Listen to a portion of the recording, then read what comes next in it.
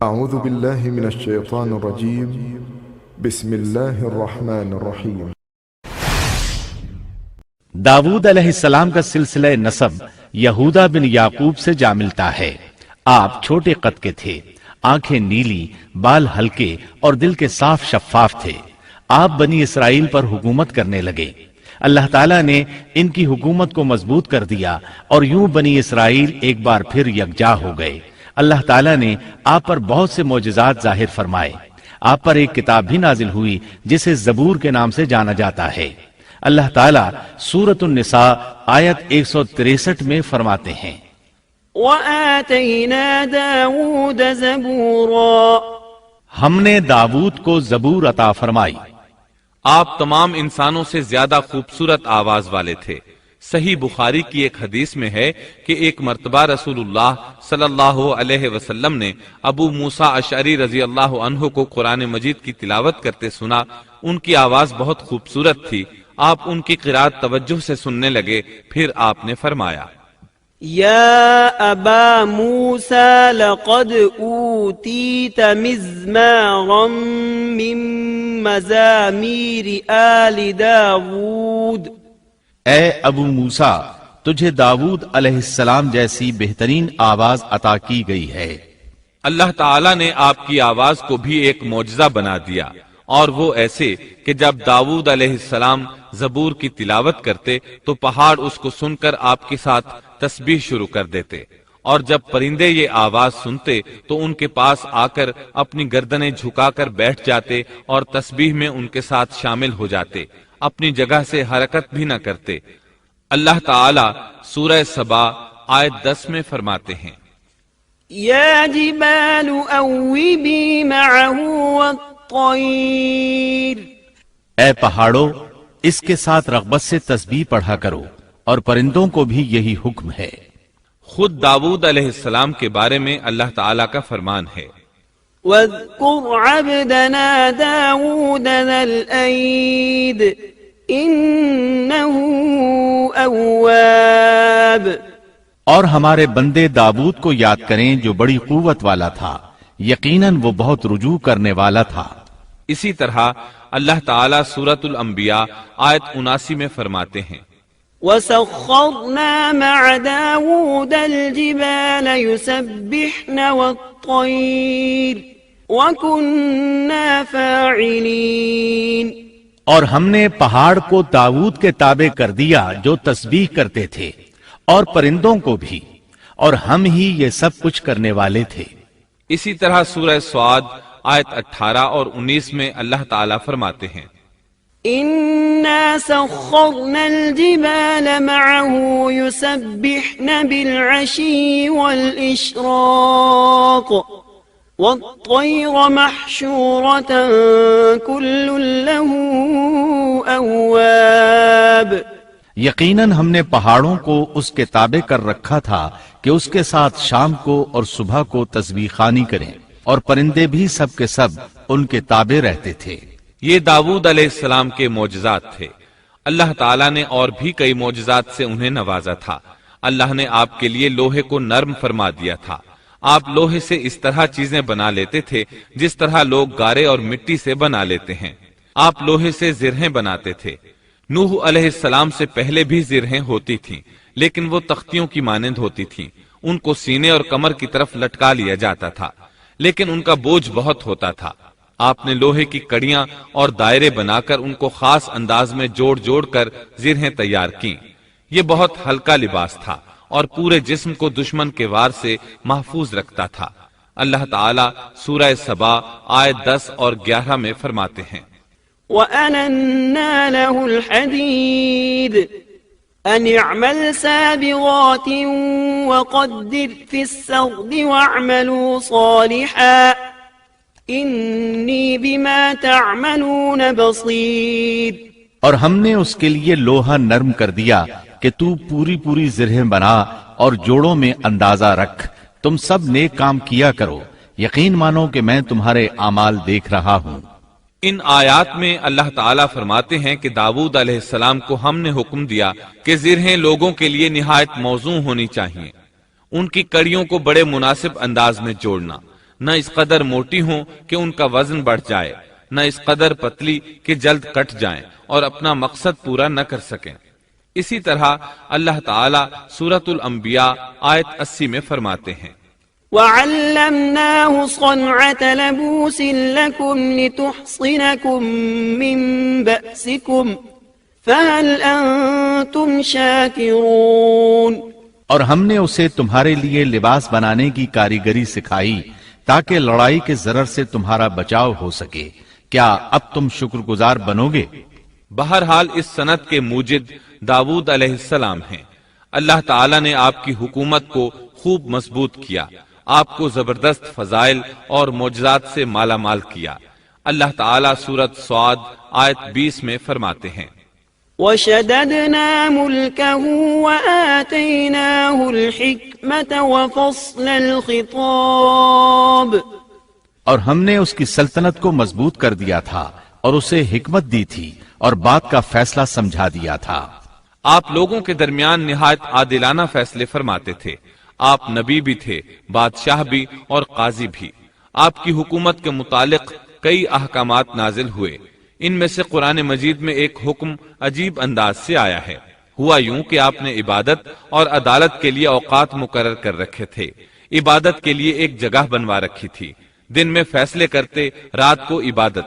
جب عبادت کرتے تو کسی کو ان کے پاس آنے کی اجازت نہیں تھی۔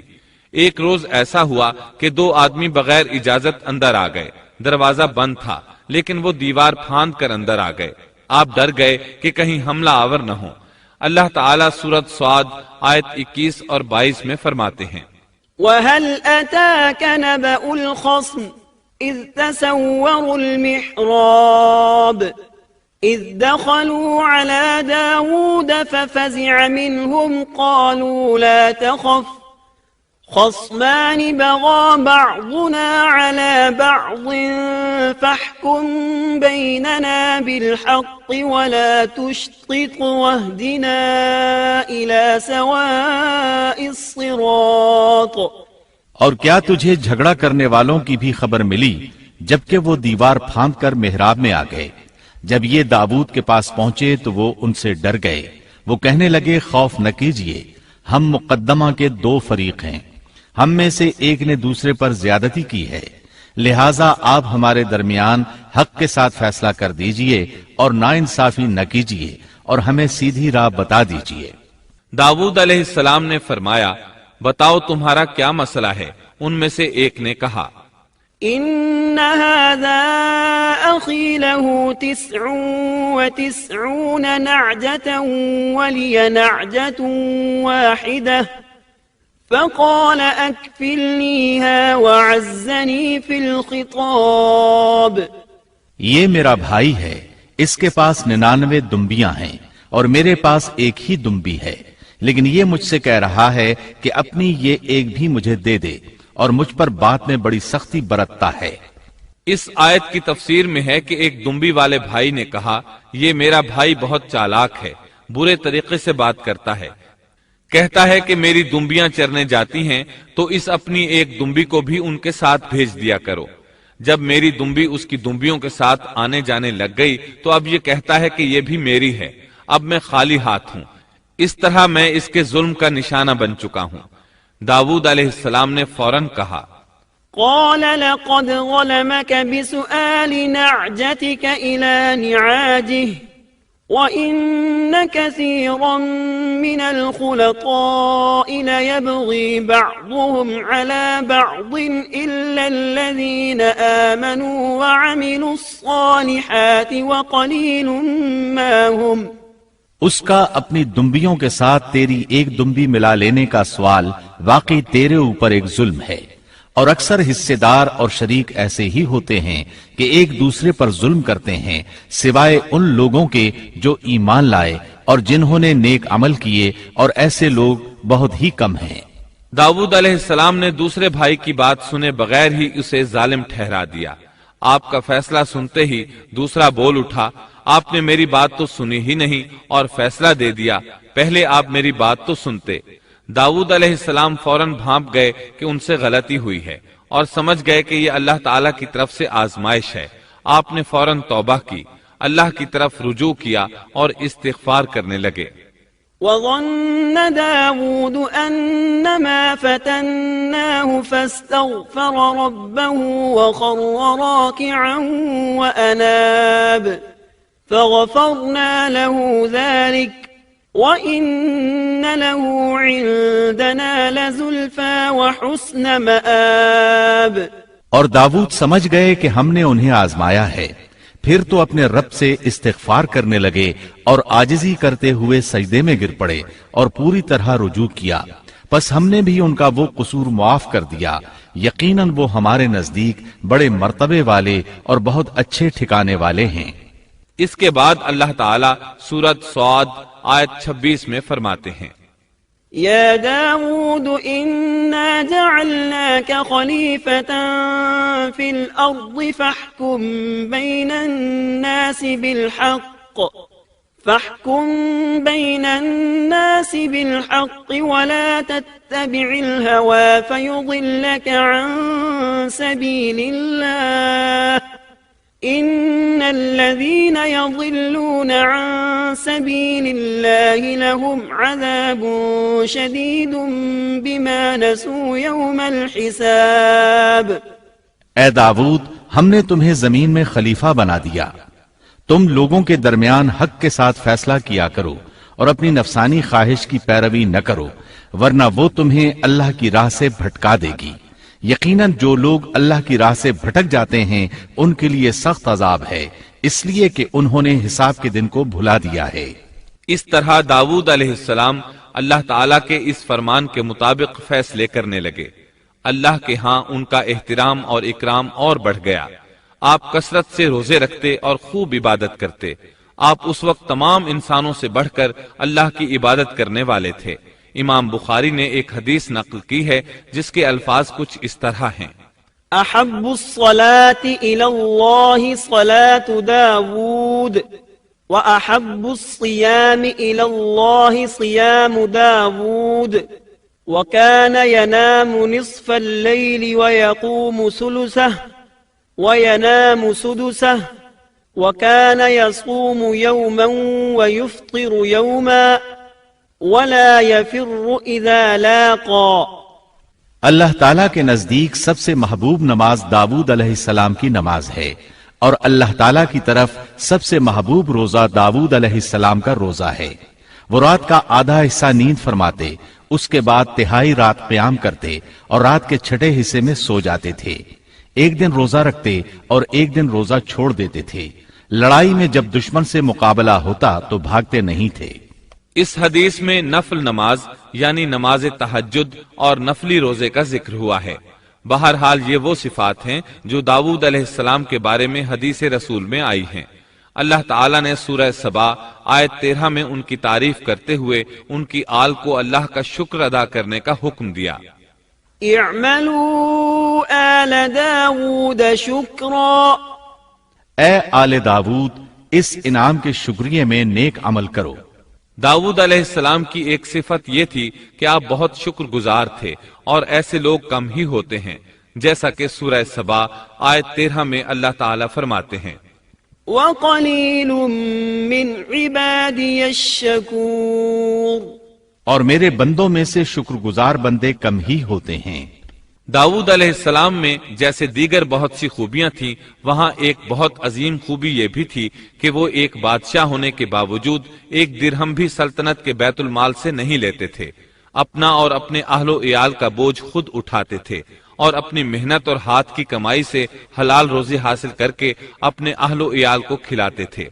داؤد علیہ السلام کی اس عظیم صفت کو نبی کریم صلی اللہ علیہ وسلم نے یوں بیان کیا ہے، صحیح بخاری میں ہے، ما أكل طعاما قط خيرا من أن يأكل من عمل يده وإن نبي الله داود عليه السلام كان يأكل من عمل يده۔ کسی انسان نے اس شخص سے بہتر روزی نہیں کھائی جو خود اپنے ہاتھ سے کما کر کھاتا ہے۔ اللہ کے نبی داؤد علیہ السلام بھی اپنے ہاتھ سے کام کر کے روزی کھایا کرتے تھے۔ بعض مفسرین بیان کرتے ہیں کہ داؤد علیہ السلام دعا مانگا کرتے تھے کہ اے میرے اللہ، کوئی ایسی صورت پیدا کر دے کہ میرے لیے ہاتھ کی کمائی آسان ہو جائے، کیونکہ میں بیت المال پر اپنا بوجھ نہیں ڈالنا چاہتا۔ تو اللہ تعالیٰ نے آپ کی اس خواہش کو اس فضیلت کے ساتھ قبول فرمایا کہ ان کے ہاتھ میں لوہے کو موم کی طرح نرم کر دیا، جس سے وہ زرہیں بناتے اور انہیں فروخت کر کے اپنے اہل و عیال کی کفالت کرتے۔ داود علیہ السلام نے کتنی عمر مبارک پائی، اس میں اختلاف ہے، چنانچہ اس کے متعلق مورخین کے اقوال کے علاوہ کوئی مستند بات نہیں ملتی۔ عبداللہ بن عباس رضی اللہ عنہما فرماتے ہیں کہ داود علیہ السلام کی وفات ہفتے کے دن اچانک ہوئی۔ وہ ہفتے کے دن مقررہ عبادت میں مشغول تھے اور پرندے قطارے باندھے ان پر سایہ فگن تھے کہ اچانک اس حالت میں ان کا انتقال ہو گیا۔ اس کے بعد آپ کے فرزند ارجمند نے امور سلطنت کو سنبھال لیا۔ یہ سلیمان علیہ السلام تھے۔